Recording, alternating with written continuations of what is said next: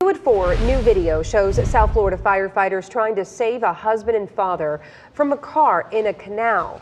But the car ended up sinking, and now we're finding out what happens when the rescuers aren't properly trained to rescue.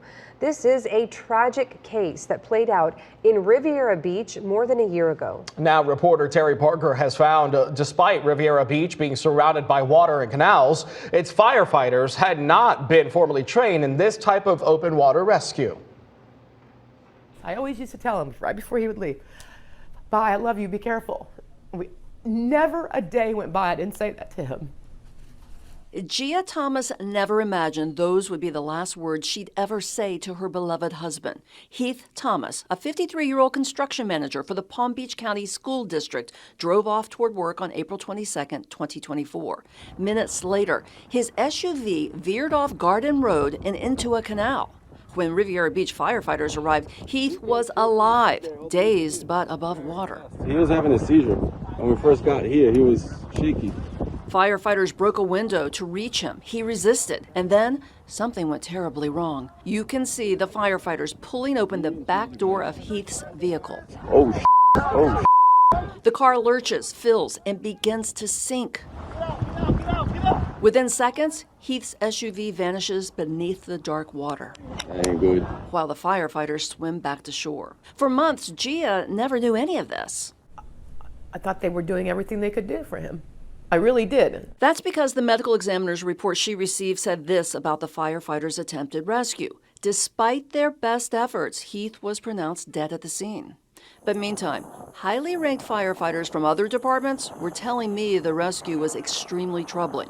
So I reached out to Riviera Beach, where I learned Chief John Curd had quietly ordered an outside review.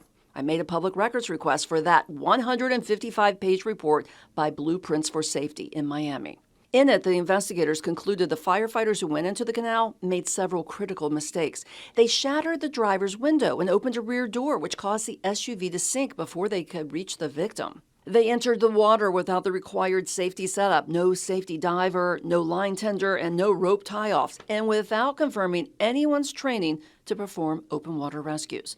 The report concludes the firefighters did their best under difficult circumstances, but there was a lack of training and safety measures.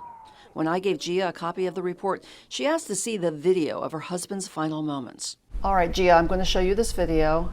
It's going to be hard to watch. I know, I'm ready. She watches in stunned silence. Then comes the question she can't stop asking. Why would you open the door to a car that's not sinking? It's just like you would think these people would know this. I'm not a firefighter, and I know that. According to the report, the mistake wasn't hers to understand. It was the department's failure to train its own. The report concluded that the incident commander and assistant chief on scene failed to follow several standard operating guidelines, and that none of the responding firefighters said they had ever been trained by the department for this type of water rescue. None of them. In a city surrounded by 8 miles of canals, the ocean, and intracoastal waterway. When the car sank, Assistant Chief Keith Golden ordered everyone out of the water, even as a Palm Beach County firefighter jumped in, dove underwater, and helped pull Heath to land. Instead of rushing him to the hospital, Golden declared the effort a recovery, not a rescue, effectively giving up after just 15 minutes. Gia can't make peace with that.